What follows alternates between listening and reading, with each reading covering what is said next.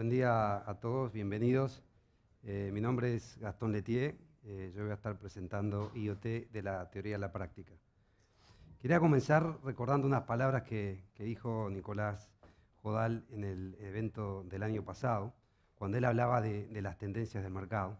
Tal vez ustedes recordarán que, bueno, él mencionó que había 3 tendencias: APIs everywhere, Sensors everywhere y Ideas everywhere, ¿sí? Y respecto a esta última, él decía que, bueno, no hubo mejor momento en la historia de la humanidad para tener ideas, ¿sí? Y que una idea en sí sola no tiene ningún valor si no se implementa, si no se prueba, ¿sí? Y que hay una gran disparidad entre el mundo de la gente que tiene ideas y el mundo de la gente que implementa esas ideas.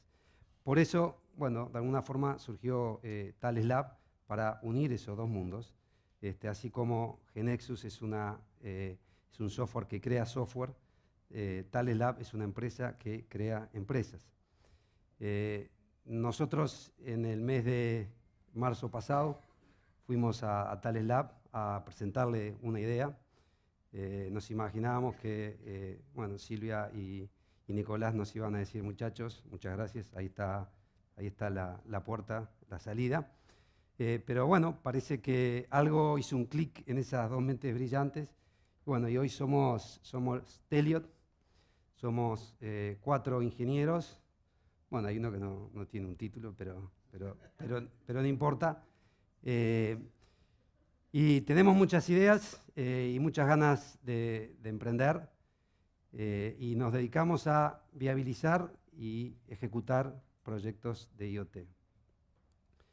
Lo otro que Nicolás mencionó es, bueno, que iba a haber sensores por todos lados, que esto de sensores no es una cosa nueva, pero bueno, ahora ya los sensores están conectados, y lo más interesante son los datos que estos sensores generan, y más que nada, bueno, las oportunidades que se abren, ¿sí?, para empresas desarrolladoras como nosotros, ya sea en el mundo de Big Data, de Cloud Computing, de Mobile. Y en este evento podemos ver que esta oportunidad en realidad es una gran transformación, ¿sí?, o una revolución. Y Nicolás mencionó la revolución que está causando, por ejemplo, en la industria del automóvil, con Tesla, en fin, todo el tema de autos eléctricos y autónomos. Bueno, yo quería compartir con ustedes una experiencia personal de otra industria que sufrió una gran revolución hace unos cuantos años, ¿sí? Y esa es la industria de la impresión, ¿sí? Yo no recuerdo cuándo fue la última vez que imprimí un documento. Lo que sé es que no tengo en mi casa una impresora, ¿sí? Y cuando preciso imprimir un documento, ¿qué hago? Y bueno, lo que hacemos todos, garroneamos. Y vamos a la casa de algún escribano o algún abogado que capaz que son los únicos que tienen impresoras, y por poco tiempo seguramente, ¿sí? Entonces, los directivos de las empresas fabricantes de este tipo de equipos, ¿sí?, hardware, impresoras, ya sabían de nosotros, y ya sabían que el mundo no iba por ahí. El mundo de la impresión era un negocio embromado de estar, ¿sí? Entonces, bueno, ¿qué ocurrió? Hace 10 años ellos empezaron a tapizar, ¿sí?, estos equipos de sensores, ¿sí? Entonces, estos equipos conectados a Internet, con muchos sensores, bueno, permitían a ellos saber cuando Pepito imprimía un documento en color, en blanco y negro, cuando escaneaba, cuando hacía una fotocopia, ¿sí? Y sabían también si le faltaba tóner a esos equipos, ¿sí? Entonces, con toda esa información, ellos dejaron de vender hardware y se transformaron a ser empresas de servicios. En este caso, bueno, el negocio de ellos se llama Managed Print Services, donde el cliente no compra más la impresora, ¿sí? El cliente paga por el clic o paga por cada documento impreso o cada fotocopia o cada imagen escaneada, ¿sí?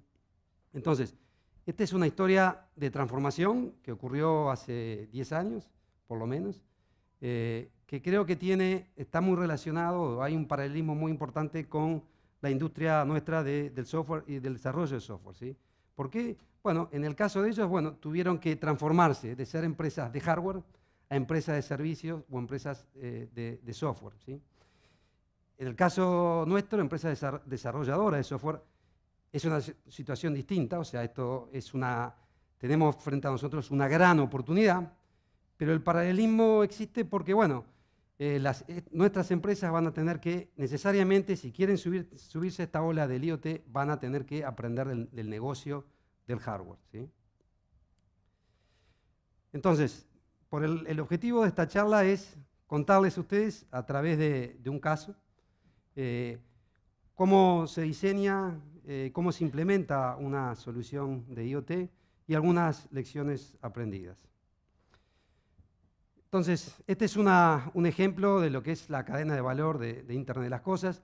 Tenemos tres capas o layers. Por un lado tenemos la capa de las cosas o los dispositivos, ¿sí? Bueno, y ahí tenemos las distintas categorías, los wearables o home, o sea, el mercado consumidor y todo el resto. Ahí le llaman industrial, pero en realidad ahí está todo. Smart cities, está el campo, está la industria que ustedes quieran, ¿sí? Luego está la capa de la conectividad, y ahí vemos, bueno, que para las distintas categorías hay distintas formas, ¿sí?, de conectar estos dispositivos a Internet y luego a las capas posteriores, ¿sí? Y por último, bueno, tenemos la capa de las aplicaciones y data center. Este es el mundo que ustedes ya conocen, ¿sí? Y por eso nosotros nos vamos a enfocar a este otro mundo. Esta es la parte más aburrida para ustedes, tal vez, porque ya la conocen, así que se la vamos a dejar a Eugenio, que en la próxima presentación él le va a estar hablando de esa capa. Nosotros nos vamos a dedicar a las primeras dos layers, que es la parte de los devices y la parte de la conectividad, ¿sí? El caso que vamos a estar viendo, bueno, es un caso de un mapa sonoro en Montevideo. ¿Y por qué elegimos ese caso? Bueno, queríamos resolver algún problema, tener una solución para algún problema. No tenía que ser muy complejo, tenía que tener algún tipo de impacto y tenía que ser divertido, ¿sí? Para aquellos que viven en Montevideo, bueno, recordarán estos anuncios de los diarios, ¿no? Altos decibeles en la reunión de intendencia con vecinos por boliches, cansados de los ruidos molestos, bueno, vecinos demandarán a boliches de intendencia. Intendencia Plaza piloto de cambio de horario en boliches, ¿sí? Cada vez se pone más divertido. Y ahora, bueno, se cansaron y ahora, esto es una noticia del lunes, demandan a la Intendencia por $250.000, así que ahora se está poniendo muy interesante. Para aquellos que no viven en Montevideo, bueno, les cuento que hay una zona que se llama El Cordón, donde de un tiempo atrás se han concentrado un conjunto de boliches que están abiertos hasta altas horas de la noche, todos los días de la semana, y se ha generado una movida nocturna que ha causado un impacto importante a los vecinos de la zona, ¿sí? Y estos han ido a la Intendencia, bueno, a hacer los reclamos pertinentes, y bueno, y a la fecha están negociando ahí o se está viendo cuáles soluciones se le va a dar, ¿sí? El objetivo de nuestro proyecto era medir el sonido ambiente causado por la actividad nocturna en la zona del Cordón en forma económica y práctica. Veamos cómo fue el diseño de la solución, ¿sí? Bueno, primero, el hecho de que íbamos a tomar las medidas en la calle y no en los boliches, eso determinó algunas condicionantes de nuestro diseño. Por ejemplo, bueno, que íbamos a precisar una conexión inalámbrica para enviar los datos del sensor, ¿sí?, a la nube. Tampoco íbamos a disponer de una fuente eléctrica, así que íbamos a precisar usar baterías. Y el sensor, bueno, iba a tener que soportar las inclemencias del tiempo. Iba a estar en una zona específica, eso determinó, bueno, la cantidad de sensores y los gateways y la zona, ¿sí? Tenía que ser una solución muy económica. Ahora estamos tomando estas medidas en una zona pequeña. Este problema ocurre en muchas partes de la ciudad y tal vez en el futuro queremos medir también la contaminación auditiva generada por el tráfico, por ejemplo. Entonces la idea es poder escalar, ¿sí?, este tipo de soluciones a toda la ciudad, ¿sí? Entonces tiene que ser algo bien económico. Y por último, tiene que ser algo práctico también. O sea, la idea es instalar y olvidarnos, ¿sí? No podemos ir cada 6 meses a cambiar las baterías, o no podemos ir cada 6 meses a hacer una actualización del firmware, por ejemplo, ¿sí? Bien, veamos cómo es la capa de las cosas, ¿sí? Primero, bueno, un nodo o una cosa está compuesto por dos grandes partes, hardware y software, ¿sí? Cuando hablamos de hardware, bueno, si queremos tomar algún tipo de medida, por supuesto que vamos a precisar algún sensor. Y si esa medida es el sonido, bueno, vamos a precisar un micrófono que tiene que tener determinadas características, por ejemplo, la frecuencia en la que trabaja, tiene que consumir poca batería, tiene que soportar cambios bruscos de temperatura y humedad, y tiene que ser omnidireccional para poder recibir o leer señales de distintas direcciones, ¿sí? Además de un sensor, vamos a precisar un microcontrolador. El microcontrolador lo que hace es leer esos datos del sensor, amplificar y digitalizar la señal y hacer algún tipo de procesamiento local. Además de un microcontrolador, vamos a precisar una radio o un módem para que el microcontrolador le dé instrucciones de enviar esos datos leídos del sensor. Vamos a precisar una batería, por supuesto, y todo eso tiene que ir en algún tipo de caja estanco, que también tiene que soportar las inclemencias del tiempo. Y esta es una imagen de uno de los primeros prototipos que armamos, ¿sí? El otro componente, bueno, es el software, ¿sí? Y cuando hablamos de software, ¿sí?, para microcontroladores, ¿sí?, tenemos que primero considerar qué tipo de programación es esta. Seguramente ustedes están acostumbrados a programación orientada a objetos de alto nivel. Esto es todo lo opuesto, o sea, programación de bajo nivel, donde hay que tener conocimientos, bueno, de los recursos de los microcontroladores, conocimiento del manejo de memoria, de hilos, en fin. El siguiente punto es la medición del dato, ¿sí?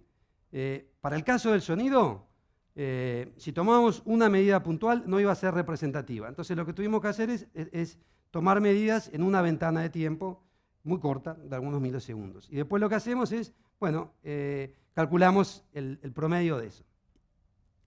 También tenemos que considerar qué es lo que procesamos localmente y qué es lo que procesamos en la nube. Como todo, tiene sus ventajas y sus contras. Si procesamos muchas cosas localmente, bueno, eso va a consumir mucha batería. Y hay veces, bueno, se hacen las dos cosas, como fue este caso. Algunas cosas las procesamos localmente y otras las hacemos en la nube, ¿sí?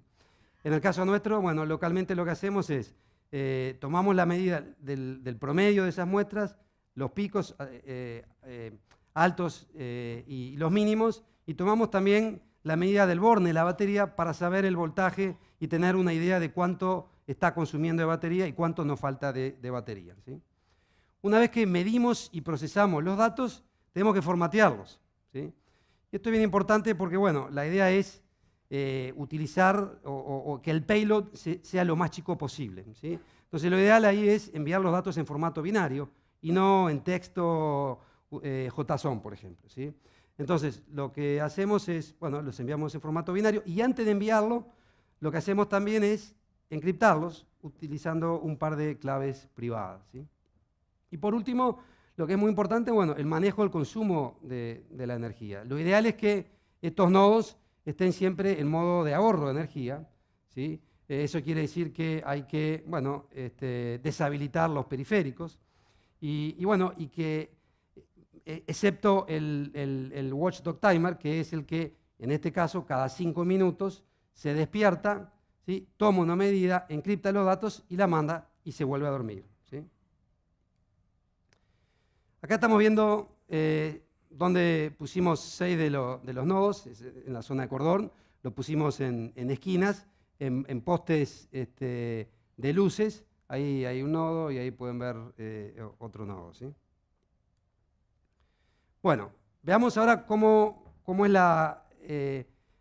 es el envío, ¿sí?, de esos datos que tomamos de los nodos a las siguientes capas, ¿sí? Acá estamos viendo un comparativo de las tecnologías inalámbricas que existen hoy, ¿sí? Ustedes conocerán ahí o podrán reconocer, bueno, Bluetooth, Wi-Fi y todas las tecnologías de celulares. La realidad es que estas tecnologías tienen muchísimos años ya, ¿sí? Y no fueron pensadas para el envío de pequeños datos, como en este caso, ¿sí? A muy larga distancia, ¿sí? Los requerimientos para el IoT están en ese cuadrante, ¿sí? Entonces, desde hace un año, no mucho más de un año, existe una nueva tecnología de comunicación inalámbrica que se llama LP WAN, de Low Power Wide Area Network, y esa tecnología tiene muchas ventajas y es con la que nosotros estamos trabajando hoy en día, ¿sí? Algunas de las ventajas. Primero, el alcance. Nosotros hemos logrado alcance de 1,5 kilómetros a 2 kilómetros en ciudad y en el campo hasta 10 kilómetros cuando hay línea de vista. Hay casos de hasta 20, 30 y 40 kilómetros, ¿sí? El consumo de energía es mucho menor porque la potencia de transmisión es mucho menor, ¿sí? El ancho de banda, ¿sí?, del LP WAN es chico porque en realidad eso es lo que precisamos enviar unos poquitos datos. Los costos de las radios, esas radios que van en los nodos o las radios que van en los gateways, son mucho más económicos que las otras tecnologías. La cantidad de radiobases también son menores. Imagínense, a ver, en Montevideo, Ancel tiene aproximadamente 100 radiobases para cubrir toda la ciudad. Nosotros estimamos que con unas pocas decenas de estas radiobases, con esta tecnología, se puede cubrir toda la ciudad. Entonces, en la medida que los costos de las radios y la cantidad de las radiobases son menor, bueno, los costos de suscripción o los costos de mantenimiento, ¿sí?, van a ser infinitamente inferiores, ¿sí? Después, bueno, el tema de la latencia, no importa si el tiempo de enviar un dato del sonido demora 10 milisegundos más o un segundo más, eso no es crítico. Lo sería si, bueno, si estamos en una aplicación donde hay que enviar audio, ¿sí?, o video. Y por último, la penetración y cobertura. Han habido ejemplos o hay ejemplos en el cual con un solo gateway, ¿sí?, se puede cubrir un edificio de hasta 30 o 40 pisos, ¿sí? Entonces, si ustedes van a comparar, por ejemplo, con Wi-Fi, en Wi-Fi tendrán que poner un access point en cada uno de los pisos. Con esta tecnología, con un solo gateway, ¿sí?, pueden cubrir todo un edificio. Hay varias tecnologías de LP WAN, las más conocidas son Sigfox y LoRa. Nosotros trabajamos con LoRa, que es una alianza de más de 100 empresas, donde hay empresas de operadoras de telefonía como Singtel y SK Telecom de Singapur. Y bueno, empresas como IBM y Cisco y algunas también fabricantes de chips, ¿sí? Acá estamos viendo los nodos y estamos viendo dos gateways que tenemos, que son los que le dan servicio a esos nodos. Tenemos un gateway en la zona de depósitos, esto está en una azotea en el piso 12, ¿sí? Esto tiene una antena omnidireccional de 9 dBi y con eso cubrimos 1,5 kilómetros a 2 kilómetros. Y tenemos otro gateway en la zona de Palermo, ese está en una azotea en un segundo piso, y bueno, y tiene un alcance de 1 kilómetro, 1,5 kilómetros. Entonces, como verán, con esos dos gateways, bueno, cubrimos toda esta zona donde están los nodos, ¿sí? Diseñar, desplegar una red inalámbrica garantizando disponibilidad, cobertura y capacidad no es sencillo, ¿sí?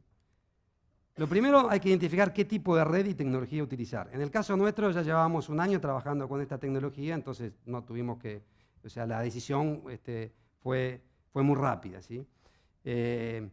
Sabemos también que en el futuro van a haber algunas otras tecnologías, también LP WAN, de los operadores de telefonía celulares, pero están a 2 años, con suerte, de desplegar estas tecnologías. Entonces, hoy nosotros consideramos que esta es la mejor tecnología, LP WAN y LoRa es la mejor tecnología a utilizar. Lo otro que es importante es identificar el predio a instalar los gateways. Generalmente, bueno, va a ser en algún lugar alto, alguna azotea de algún edificio donde tenemos que poner el gateway y tenemos que poner una antena. Lo ideal sería tener conexión eléctrica, si no, bueno, estamos usando paneles solares, y tener algún tipo de conectividad, conexión a internet. Si no la hay, bueno, utilizamos algún chip 4G. Por supuesto hay que saber de antenas. y conocer las potencias de transmisión. Nosotros estamos trabajando con antenas direccionales, omnidireccionales, y bueno, de distinta ganancia. Y por último, bueno, es fundamental monitorear los equipos para responder rápidamente ante fallas y asegurarnos que el servicio está siempre levantado, ¿sí? Bueno, rápidamente entonces, lo que hemos visto hasta ahora es la capa de objetos y la capa de transporte de datos. Lo que sigue es la parte de, bueno, todo lo que es el backend. Y ahí, bueno, nosotros colaboramos con el equipo de GeneXus en el desarrollo de una solución, IoT Server, que después va a estar hablando, no quiero adelantarme a la charla de Eugenio, pero bueno, básicamente es una solución que facilita, utilizando GeneXus, el desarrollo de soluciones para el IoT. Entonces, resumiendo, una arquitectura y la tecnología para IoT está compuesta por estos componentes. Por un lado tenemos nodos autónomos que funcionan a batería, que transmiten datos, en este caso en una frecuencia lo que se llama ISM o libre, ¿sí? Esos nodos o esos datos son transmitidos cuando existe algún tipo de evento o a través de un timer. Los datos son enviados a gateways que están conectados a Internet a través de alguna conexión Ethernet o 3G, 4G. Esos datos son recibidos por un servidor de red que lo que hace es actuar de broker y enviar los datos a las distintas aplicaciones, ¿sí?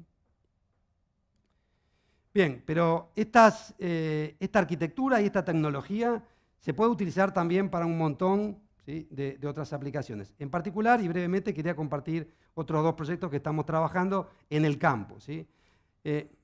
Uno es medir los niveles de agua en bebederos. La idea ahí es que cuando un bebedero se sobrepasa del nivel de agua o cuando falta agua, bueno, se genera un evento, el nodo envía un dato, ¿sí?, al servidor, y ahí se generan algún tipo de alarmas para notificar a las personas, bueno, encargadas de gerenciar este recurso crítico, ¿sí? Y en forma similar, bueno, lo mismo para porteras en corrales, ¿sí? Si durante el día se abre una portera y esa portera permanece 15 minutos abierta, bueno, alguien debería ser notificado y tomar alguna acción correctiva correspondiente, ¿sí? Y si se abre en la mitad de la noche, bueno, inmediatamente alguien tiene que ser notificado. Bueno, todos sabemos el problema de la vigiato acá en nuestro país, ¿sí? Algunas lecciones aprendidas. Primero, elegir oportunidades que resuelvan verdaderos problemas. Sabemos que hay mucho ruido por ahí, especialmente en el mercado consumidor. Habrán escuchado de la heladera inteligente, ¿sí?, que sabe cuando nos falta leche o Coca-Cola y saca los pedidos en forma automática y en forma mágica nos llegan, ¿sí?, a nuestra casa. Bueno, está bien. Me parece que eso no resuelve un problema y no nos cambia la vida, ¿sí?, como la plancha, ¿sí?, que tuitea. Entonces, es importante, ¿sí?, elegir oportunidades que resuelvan verdaderos problemas. ¿Está bien? Software escala rápido y fácil, hardware no, ¿sí? Entonces, cuidado con las expectativas. Ustedes, gente del mundo del software, ¿sí?, es muy difícil iterar, o es más complicado iterar, por ejemplo, en el mundo del hardware, ¿sí? Es relativamente simple hoy en día poder hacer prototipos, ¿sí? Pero una cosa es hacer un prototipo, otra cosa es hacer un diseño de un producto, fabricar el producto y luego distribuir un producto, ¿sí? Y ahí es donde generalmente bueno, las startups, las empresas fallan, ¿sí? Ley de Moore sigue muy vigente. A veces escuchamos, no, que la física ya es imposible seguir achicando los microcontroladores, no, imposible. Bueno, a ver, la experiencia nuestra prueba lo contrario. Ustedes se disponen o diseñan, ¿sí?, un prototipo, lo prueban, anda fantástico, están prontos para diseñar el producto, ¿sí?, después de 3 o 4 meses, y de repente se enteran que hay un microcontrolador nuevo que vale la mitad y tiene el doble de capacidad. Se quieren matar. Entonces, es muy importante ¿sí? Esto es muy dinámico, pero muy dinámico, estar muy, muy al tanto de la última tecnología, ¿sí? Porque, bueno, si no, no van a evitar este tipo de problemas. Bueno, invertir en el desarrollo de nuevas capacidades, esto parece medio obvio. IoT implica también conocimientos de Big Data, implica conocimientos de Cloud Computing, pero especialmente ustedes van a tener que saber de electrónica básica, van a tener que saber de programación de bajo nivel y van a tener que saber de comunicaciones, ¿sí? Utilizar plataformas open source. Nosotros trabajamos preferentemente con plataformas open source. Nadie discute ya si open source o no open source, creo. Hay una enormidad de comunidades a la cual acudir y hacer preguntas y todas ellas responden.